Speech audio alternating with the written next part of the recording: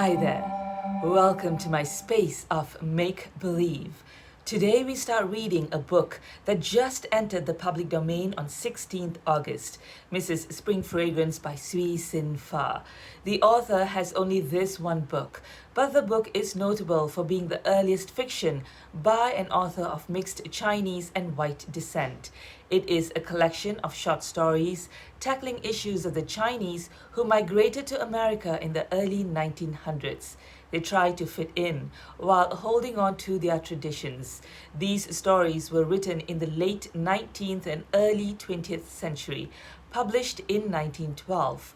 If you want to own a copy of the first publication, good news is it is on sale. Bad news is there is only one copy. It is worth over $1,000. You can find the ebook on the Gutenberg project, reading the reviews from goodreads.com.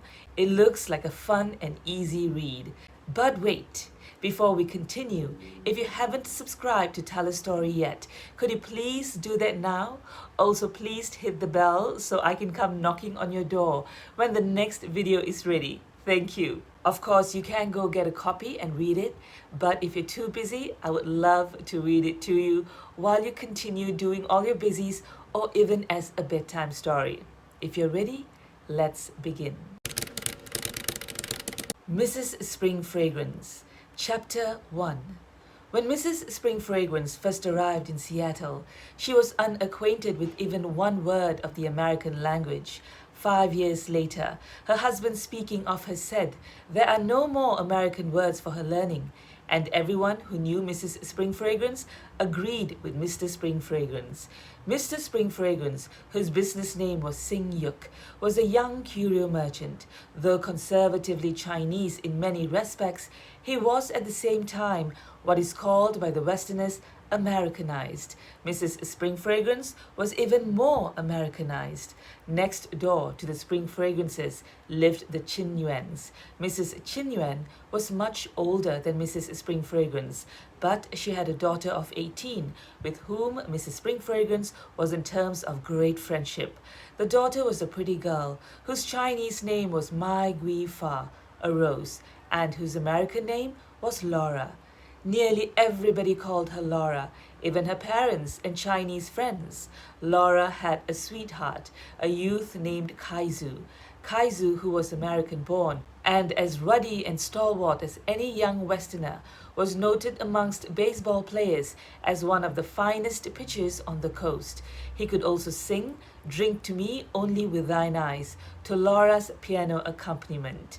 Now, the only person who knew that Kaizu loved Laura and that Laura loved Kaizu was Mrs. Spring Fragrance. The reason for this was that although the Chin Yuan parents lived in a house furnished in American style and wore American clothes, yet they religiously observed many Chinese customs, and their ideals of life were the ideals of their Chinese forefathers. Therefore, they had betrothed their daughter Laura at the age of 15 to the eldest son of the Chinese government school teacher in San Francisco. The time for the consummation of the betrothal was approaching. Laura was with Mrs. Spring Fragrance, and Mrs. Spring Fragrance was trying to cheer her. "I had such a pretty walk today," said she. "I crossed the banks above the beach and came back by the long road. In the green grass, the daffodils were blowing. In the cottage gardens, the currant bushes were flowering, and in the air was the perfume of the wallflower. I wished, Laura, that you were with me." Laura burst into tears.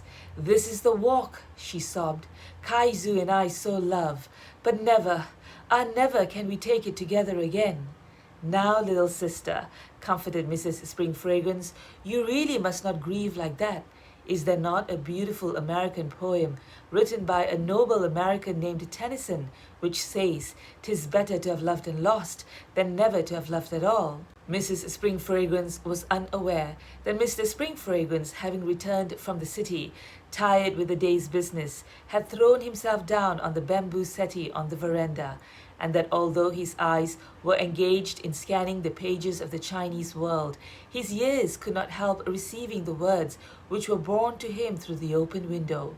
'Tis better to have loved and lost than never to have loved at all, repeated Mr. Spring Fragrance. Not wishing to hear more of the secret talk of women, he arose and sauntered around the veranda to the other side of the house. 2 pigeons circled around his head. He felt in his pocket for a lychee, which he usually carried for their packing. His fingers touched a little box. It contained a jade stone pendant, which Mrs. Spring Fragrance had particularly admired the last time she was downtown. It was the 5th anniversary of Mr. and Mrs. Fragrance's wedding day. Mr. Spring Fragrance pressed the little box down into the depths of his pocket. A young man came out of the back door of the house at Mr. Spring Fragrance's left. The Chin Yuan house was at his right. "Good evening," said the young man. "Good evening," returned Mr. Spring Fragrance. He stepped down from his porch and went and leaned over the railing, which separated this yard from the yard in which stood the young man. "Will you please tell me," said Mr. Spring Fragrance, "the meaning of 2 lines of an American verse which I have heard?" "Certainly," returned the young man with a genial smile. He was a star student at the University of Washington and had not the slightest doubt that he could explain the meaning of all things in the universe. "Well," said Mr. Spring Fragrance, "it is this: 'tis better to have loved and lost than never to have loved at all." "Ah," responded the young man with an air of profound wisdom, "that, Mr. Spring Fragrance, means that it is a good thing to love anyway, even if we can't get what we love, or, as the poet tells us, lose what we love. Of course, one needs experience to feel the truth of this teaching." The young man smiled pensively and reminiscently. More than a dozen young maidens loved and lost were passing before his mind's eye. "The truth of the teaching?" echoed Mr. Spring Fragrance, a little testily. "There is no truth in it whatever. It is disobedient to reason. Is it not better to have what you do not love than to love what you do not have?" "That depends," answered the young man, "upon temperament." "I thank you. Good evening," said Mr. Spring Fragrance. He turned away to muse upon the unwisdom of the American way of looking at things. Meanwhile, inside the house, Laura was refusing to be comforted. "Ah, no, no," cried she. "If I had not gone to school with Kaizu, nor talked, nor walked with him, nor played the accompaniments to his songs, then I might consider with complacency, or at least without horror, my approaching marriage with the son of Man Yu. But as it is, oh, as it is." The girl rocked herself to and fro in heartfelt grief. Mrs. Spring Fragrance knelt down beside her and, clasping her arms around her neck, cried in sympathy, "Little sister, oh little sister, dry your tears. Do not despair. A moon has yet to pass before the marriage can take place. Who knows what the stars may have to say to one another during its passing?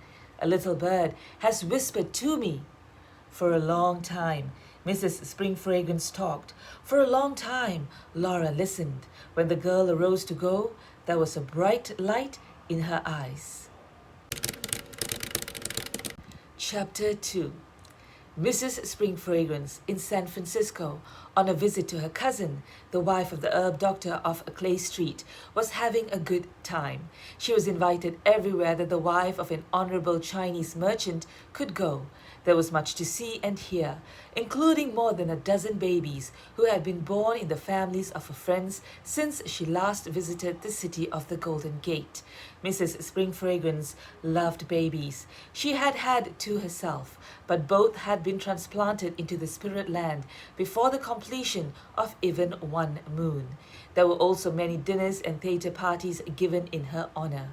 It was at one of the theatre parties that Mrs. Spring Fragrance met Ah Ui, a young girl who had the reputation of being the prettiest Chinese girl in San Francisco and the naughtiest. In spite of gossip, however, Mrs. Spring Fragrance took a great fancy to Ah Ui and invited her to a tete-a-tete picnic on the following day.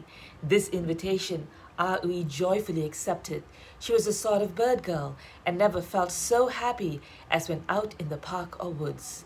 On the day after the picnic, Mrs. Spring Fragrance wrote to Laura Chin Yuan thus: "My precious Laura, may the bamboo ever wave, Next week, I accompany Aui to the beauteous town of San Jose. There will we be met by the son of the illustrious teacher, and in a little mission presided over by a benevolent American priest, the little Aui and the son of the illustrious teacher will be joined together in love and harmony. Two pieces of music made to complete one another. The son of the illustrious teacher, having been through an American hall of learning, is well able to provide for his orphaned bride, and fears not the displeasure of his parents, now that he is assured that your grief at his loss will not be inconsolable. He wishes me to waft to you and to Kaizu, and the little Aui joins with him 10,000 rainbow wishes for your happiness. My respects to your honorable parents and to yourself, the heart of your loving friend, Jade Spring Fragrance. To Mr. Spring Fragrance, Mrs. Spring Fragrance also indited a letter. Great and honored man, greeting from your plum blossom, who is desirous of hiding herself from the sun of your presence for a week of 7 days more. My honorable cousin is preparing for the 5th Moon Festival and wishes me to compound for the occasion some American fudge, for which delectable sweet, made by my clumsy hands, you have sometimes shown a slight prejudice. I am enjoying a most agreeable visit, and American friends, as also our own, strive benevolently for the accomplishment of my pleasure. Mrs. Samuel Smith, an American lady, known to my cousin, asked for my accompaniment to a magniloquent lecture the other evening. The subject was America, the Protector of China. It was most exhilarating, and the effect of so much expression of benevolence leads me to beg of you to forget to remember that the barber charges you $1 for a shave, while he humbly submits to the American man a bill of 15 cents. And murmur no more, because your honored elder brother, on a visit to this country, is detained under the roof tree of this great government instead of under your own humble roof. Console him with the reflection that he is protected under the wing of the eagle, the emblem of liberty. What is the loss of 1,000 years or 10,000 times $10 compared with the happiness of knowing oneself so securely sheltered? All of this I have learned from Mrs. Samuel Smith, who is as brilliant and great of mind as one of your own superior sex.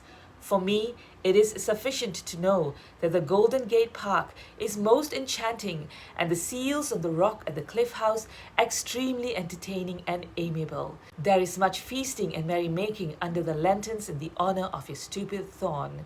I have purchased for your smoking a pipe with an amber mouth. It is said to be very sweet to the lips and to emit a cloud of smoke fit for the gods to inhale. Awaiting by the wonderful wire of the telegram message your gracious permission to remain for the celebration of the 5th Moon Festival and the making of American fudge. I continue for 10,000 times 10,000 years, your ever-loving and obedient woman, Jade. P.S. Forget not to care for the cat, the birds, and the flowers. Do not eat too quickly, nor fan too vigorously, now that the weather is warming. Mrs. Spring Fragrance smiled as she folded this last epistle. Even if he were old-fashioned, there was never a husband so good and kind as hers. Only on one occasion, since their marriage, had he slighted her wishes. That was when, on the last anniversary of their wedding, she had signified a desire for a certain jade stone pendant, and he had failed to satisfy that desire. But Mrs. Spring Fragrance, being of a happy nature and disposed to look upon the bright side of things, did not allow her mind to dwell upon the jade stone pendant. Instead, she gazed complacently down upon her bejeweled fingers and folded in with her letter to Mr. Spring Fragrance a bright little sheaf of condensed love. Chapter 3. Mr. Spring Fragrance sat on his doorstep. He had been reading 2 letters, one from Mrs. Spring Fragrance and the other from an elderly bachelor cousin in San Francisco. The one from the elderly bachelor cousin was a business letter, but contained the following postscript. Sen Hing, the son of the government schoolmaster, seems to be much in the company of your young wife. He is a good-looking youth, and pardon me, my dear cousin, but if women are allowed to stray at will from under their husbands' mulberry roofs, What is to prevent them from becoming butterflies? Sing Fun is old and cynical, said Mr. Spring Fragrance to himself. Why should I pay any attention to him? This is America, where a man may speak to a woman and a woman listen without any thought of evil. He destroyed his cousin's letter and reread his wife's. Then he became very thoughtful. Was the making of American fudge sufficient reason for a wife to wish to remain a week longer in a city where her husband was not? The young man who had lived in the next house came out to water the lawn. "Good evening," said he. "Any news from Mrs. Spring Fragrance?" "She is having a very good time," returned Mr. Spring Fragrance. "Glad to hear it. I think you told me she was to return at the end of this week." "I have changed my mind about her," said Mr. Spring Fragrance. "I am bidding her remain a week longer, as I wish to give a smoking party during her absence. I hope I may have the pleasure of your company." "I shall be delighted," returned the young fellow. "But Mr. Spring Fragrance, don't invite any other white fellows. If you do not, I shall be able to get in a scoop. You know I'm a sort of honorary reporter for the Gleaner."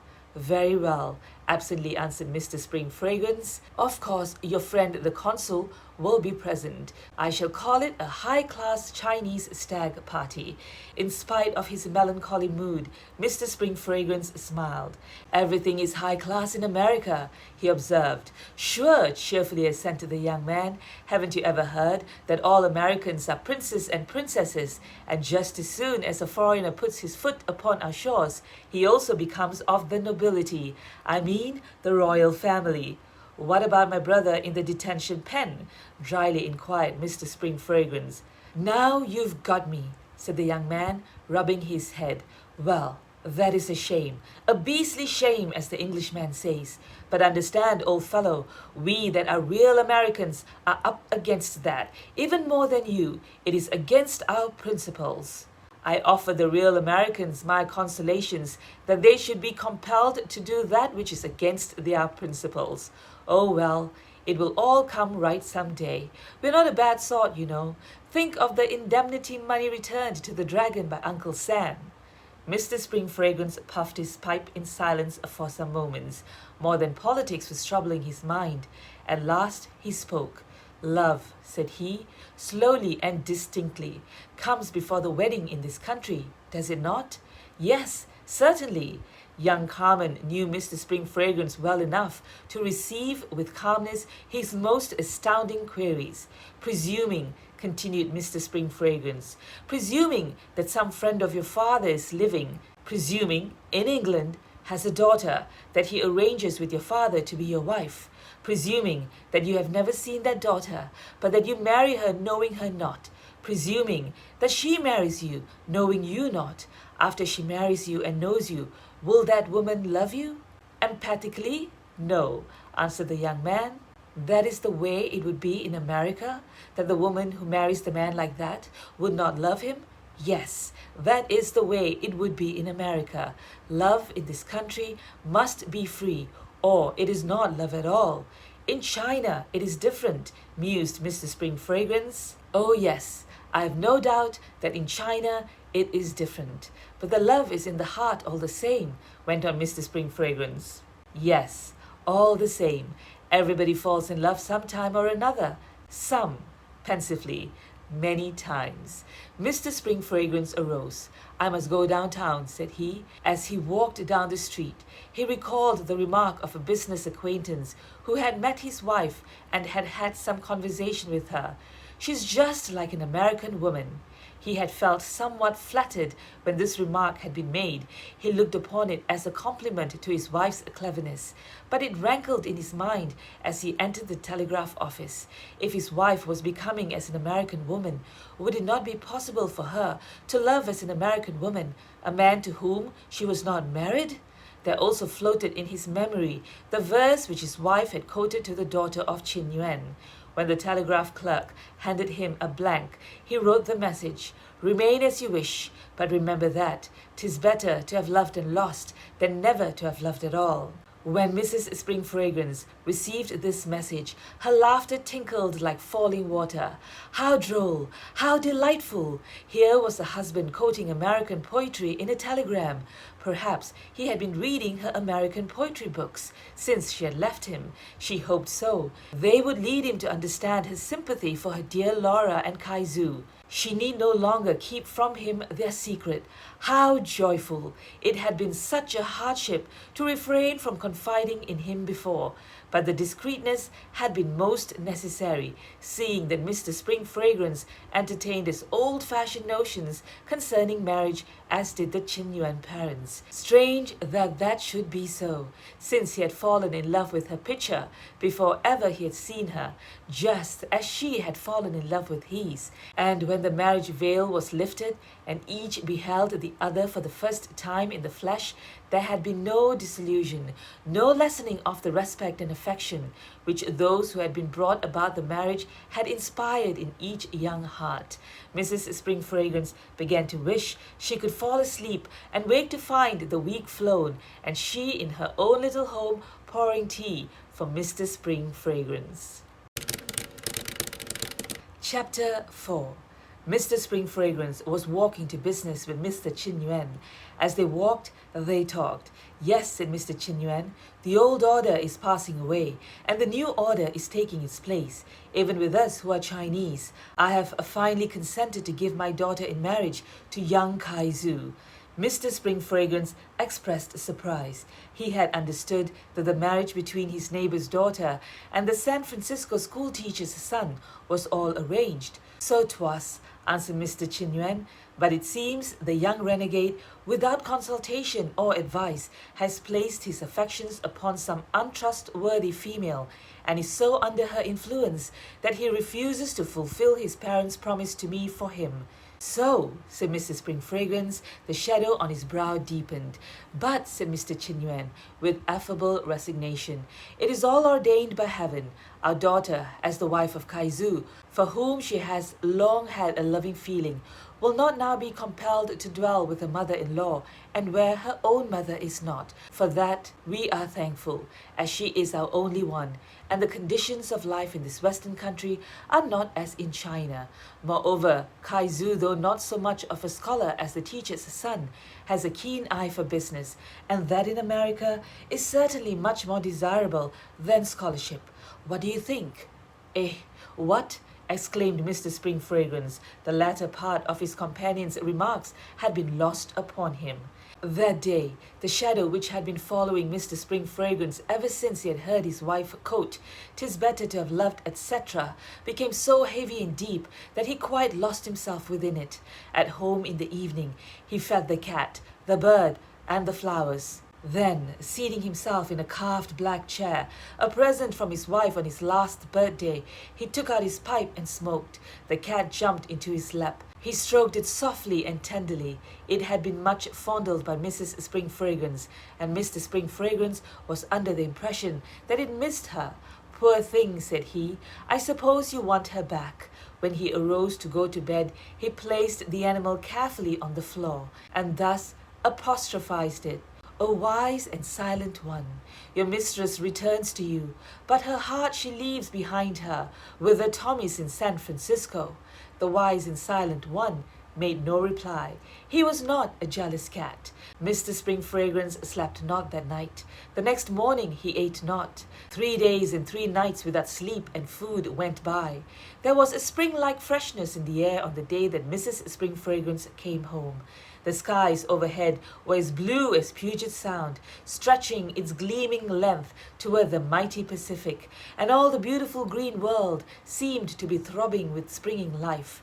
Mrs. Spring Fragrance was never so radiant. "Oh," she cried light-heartedly, "is it not lovely to see the sun shining so clear, and everything so bright to welcome me?" Mr. Spring Fragrance made no response. It was the morning after the 4th sleepless night. Mrs. Spring Fragrance noticed his silence, also his grave face. Everyone is glad to see me but you," she declared, half seriously, half jestingly. Mr. Spring Fragrance sat down, her valise. They had just entered the house.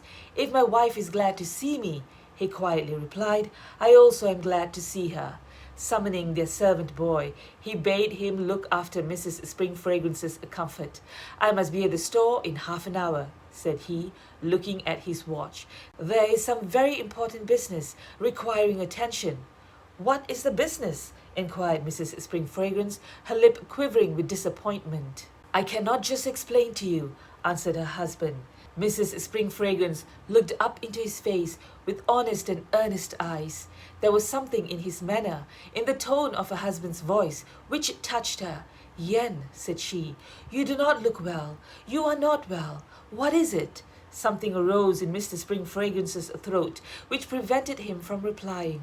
"Oh, darling one! Oh, sweetest one!" cried a girl's joyous voice. Laura Chin Yuan ran into the room and threw her arms around Mrs. Spring Fragrance's neck. "I spied you from the window," said Laura, "and I couldn't rest until I told you we are to be married next week, Kaizu and I.